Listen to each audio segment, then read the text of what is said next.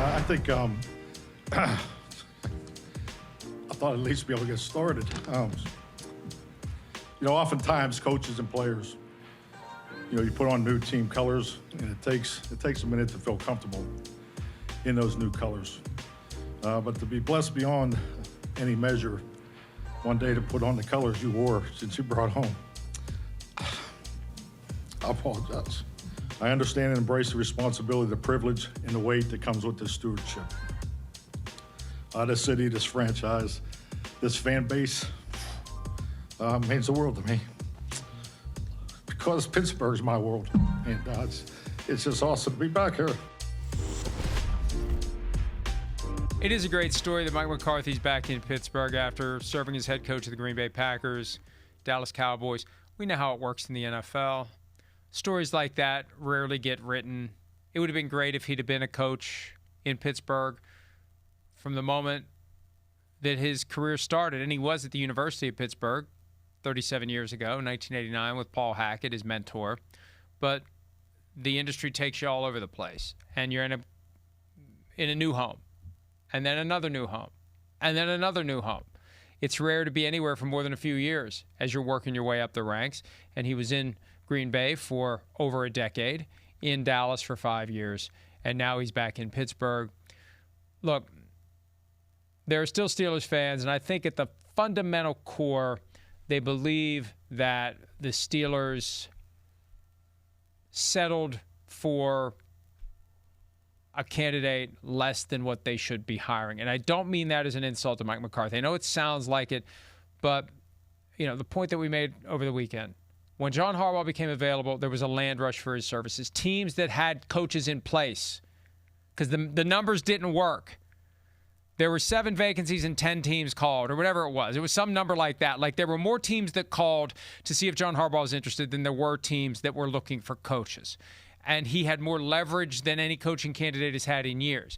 Mike McCarthy has been available multiple times over the past few years. There's never been a land rush for Mike McCarthy. He had one interview in the 25 cycle with the Bears. He was interviewed with the Titans and the Giants this time around. And if he had said no thank you to the Browns, the Cardinals, and some of these other teams like the Raiders, well, somebody should have leaked that to help create the impression that this is a desirable candidate that has options.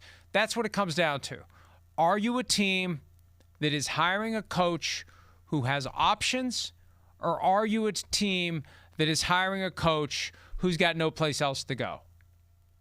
And the Giants hired a coach who had options, and the Steelers hired a guy that, I'm sorry, but there was no other team that said, we better hire this guy because the Browns are going to hire him, or the Raiders are going to hire him, or the Titans are going to hire him, or the Dolphins are going to. No.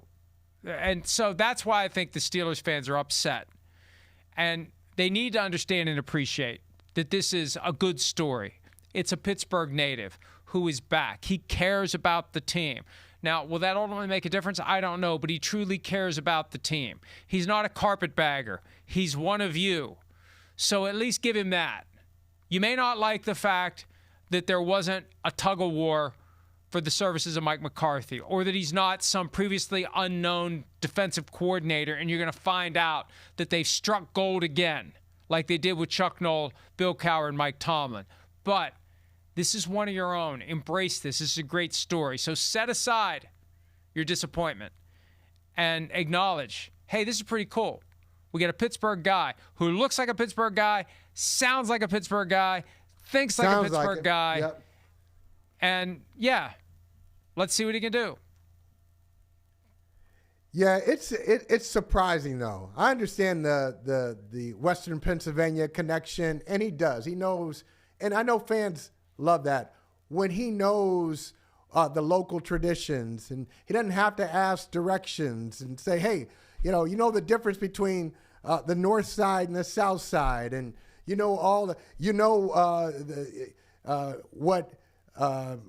where the University of Pittsburgh is, and you know that Oakland is not a place in California, it's a section of Pittsburgh. You know all these things, okay? You don't have to, nobody has to walk you through it. Okay, that's cool.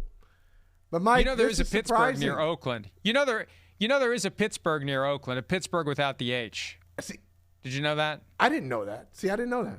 We'll be All out right. there. We'll be out But there. this I'll is show surprising. you. We'll go for a drive to This is- Pittsburgh. but No H. listen, I'm available. I'm available. So let's go out there.